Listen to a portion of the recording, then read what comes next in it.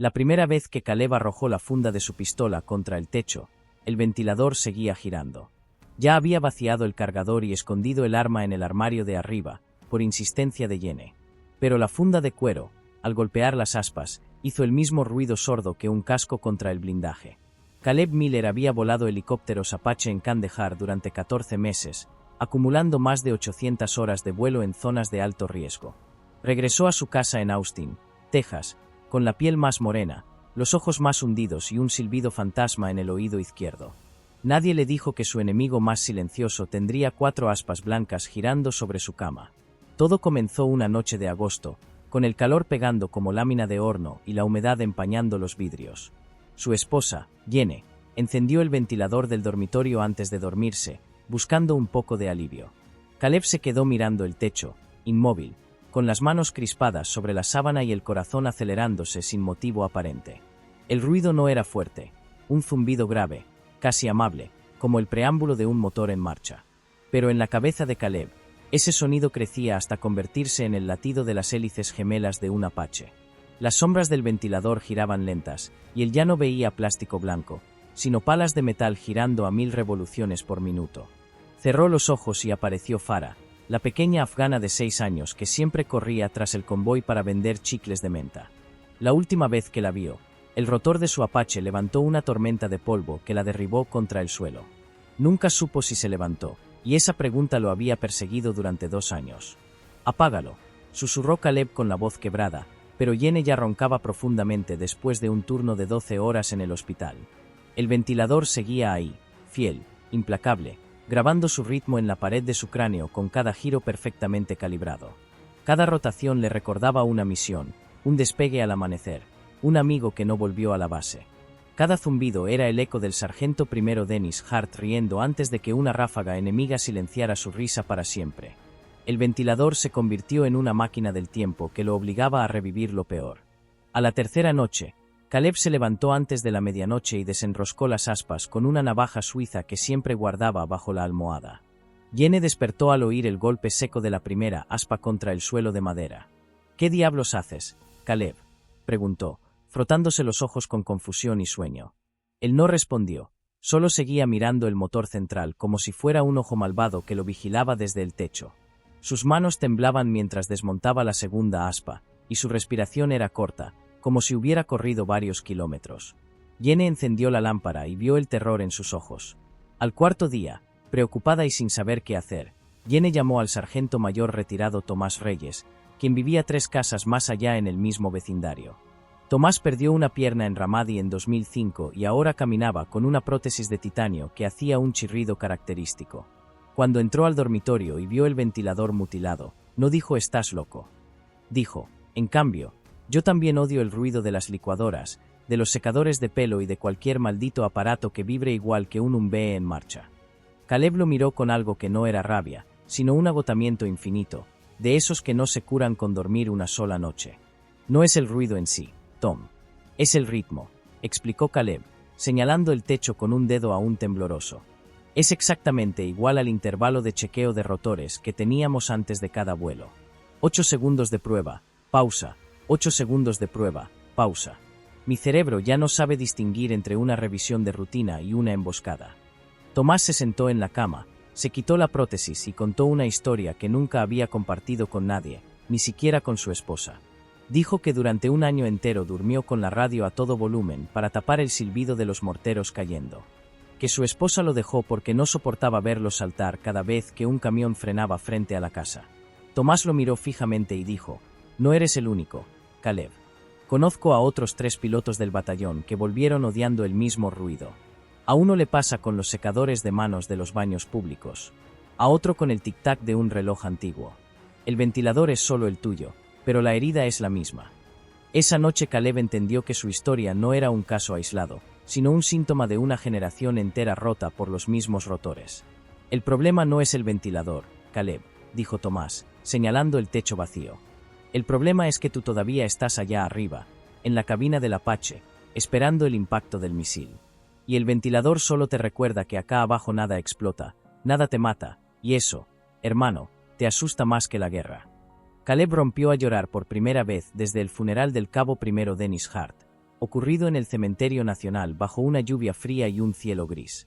Yene, que escuchaba toda la conversación detrás de la puerta entreabierta, entró y abrazó a los dos hombres como si fueran niños rotos por una tormenta que nadie más podía ver. Esa noche durmieron los tres en la sala, en el piso, sobre colchones improvisados con cobijas y almohadas. No había ventilador en esa habitación, solo el sonido de la respiración de Yene y los ronquidos ocasionales de Tomás. Caleb durmió 6 horas seguidas por primera vez en meses. A la semana siguiente, Caleb reunió el valor y pidió una cita con la psicóloga del BA, la doctora Ellen Wu, especialista en trastorno de estrés postraumático en veteranos de combate. Ella le explicó, con paciencia y datos, que el sonido del ventilador imitaba la frecuencia de vibración de los helicópteros en vuelo estacionario. No era locura, le aseguró Ellen mientras tomaba notas en su libreta. Era memoria muscular, era el sistema límbico tratando de protegerlo de algo que ya había sucedido pero que su cerebro no terminaba de procesar. Era su cuerpo diciéndole prepárate, cuando ya no había nada contra lo que prepararse. Ellen le propuso una terapia gradual y estructurada, grabar el sonido del ventilador y reproducirlo a volumen bajo durante una semana, luego más alto la siguiente, hasta que el miedo se disipara por habituación. Pero Caleb se negó rotundamente, cruzando los brazos como si todavía llevara el uniforme. No quiero acostumbrarme al ruido, dijo con firmeza. Quiero que deje de doler, sí, pero no quiero olvidar por qué duele. Farah merece que recuerde su cara. Dennis merece que recuerde su risa. Si el ruido se va del todo, siento que ellos también se van. Esa respuesta, sin que Caleb lo supiera en ese momento, fue el primer verdadero paso hacia algo parecido a la paz interior. Porque Caleb dejó de intentar aniquilar el ruido del ventilador y empezó a entenderlo como lo que realmente era. Un eco, un sobreviviente más de la guerra, viviendo en el techo de su dormitorio. Yene, siempre práctica y amorosa, reemplazó el ventilador del dormitorio por uno nuevo de aspas de plástico blanco y motor de imanes silenciosos. El viejo, el de las aspas que Caleb había desmontado una noche, terminó en el garaje, cubierto por una lona, como un enemigo derrotado pero no olvidado. El nuevo apenas se oía, pero para Caleb el problema nunca fue el volumen, sino el ritmo. Aún así, prefería dormir con la máquina de ruido blanco que emitía el suave sonido de la lluvia. La lluvia simplemente cae, sin intervalos exactos, sin pruebas de 8 segundos, sin la amenaza de un despegue de emergencia. La lluvia no espera nada de ti, no te evalúa, no te recuerda que fallaste en proteger a los tuyos. Tomás asintió gravemente y confesó que él había destrozado 2 microondas porque el pitido final le recordaba las alarmas de aproximación de cohetes. Los dos rieron en el porche de Caleb, una risa triste, de esas que saben a café frío y a batallas que nadie más vio ni entendería jamás. Dentro de la casa de Tomás, 3 puertas más allá, su propio ventilador de techo seguía girando suavemente en la sala vacía. Tomás ni siquiera lo miraba cuando entraba. Había aprendido a convivir con su fantasma años atrás, y ahora quería enseñarle a Caleb que no hacía falta desenroscar aspas para dormir en paz.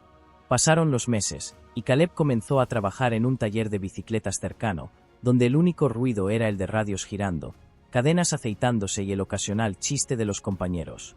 Un día, un cliente entró con un casco de moto que vibraba exactamente igual que un casco de vuelo de Apache. Caleb sintió el pecho oprimirse, pero no huyó.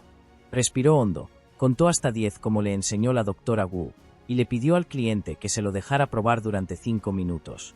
Sintió el vértigo, la respiración cortada, las imágenes de Farah y Dennis y el polvo infinito de Kandahar. Pero también sintió que podía sostener ese peso sin romperse en pedazos. Salió del casco con las manos sudorosas pero enteras, devolvió una sonrisa temblorosa al cliente y siguió ajustando un manubrio como si nada hubiera pasado. Esa noche, mientras cenaban en silencio viendo una serie cualquiera, Yene le preguntó con voz cuidadosa si podía encender el ventilador nuevo del dormitorio.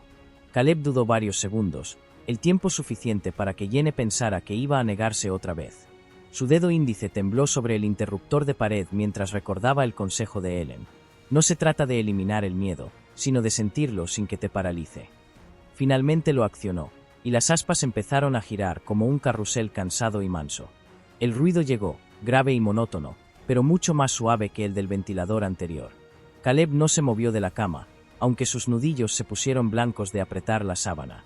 Ya no tenía la pistola a mano desde que Yene la guardó bajo llave en el armario, y esa ausencia, curiosamente, le pesaba menos que la presencia del ruido. Yene apretó su mano con fuerza, sintiendo cómo él temblaba por dentro como una cuerda de guitarra demasiado tensa. El ventilador seguía girando, y por primera vez en 2 largos años, Caleb no vio un helicóptero cayendo envuelto en llamas. Vio un techo blanco, una mujer que lo quería a pesar de todo, y un aparato de plástico que solo movía aire para combatir el calor. No era el cielo de guerra con sus trazadoras rojas y sus misiles silbando. Era solo un cuarto en Texas, en una casa modesta de un vecindario tranquilo, con un perro dormido en la entrada y un ventilador que no pedía nada a cambio. Caleb lloró otra vez, pero ahora las lágrimas no sabían a metralla ni a sangre. Sabían a descanso, a tregua, a noche ganada. Y mientras el ventilador hacía su 8º giro exacto, ese que antes lo hundía en el pánico, Caleb cerró los ojos y dijo en voz baja, casi un susurro para él mismo: puedo quedarme esta noche. Jenny no preguntó a qué se refería, si era a la cama o a la vida. Ya lo sabía. Siempre lo había sabido. El ventilador sigue ahí, girando cada noche desde entonces sobre sus cabezas mientras duermen abrazados. A veces Caleb todavía tensa la mandíbula cuando el zumbido cambia ligeramente de tono por el desgaste del motor. Pero ya no lo odia. Aprendió que algunos ruidos no se matan con balas ni con navajas, se les cambia el nombre para desarmarlos. Ahora lo llama el viejo amigo que ronca, y duerme con él noche tras noche. Como se duerme con la memoria, a ratos mal, a ratos bien, a veces despertando sobresaltado, pero al fin y al cabo, durmiendo. Porque al final, pensaba Caleb mientras el ventilador pintaba sombras en las paredes, la valentía no es dejar de tener miedo. Es girar igual que las aspas, lentamente, sin pausa y hacia adelante. Si esta historia te llegó, deja tu like. Y suscríbete para más historias como esta.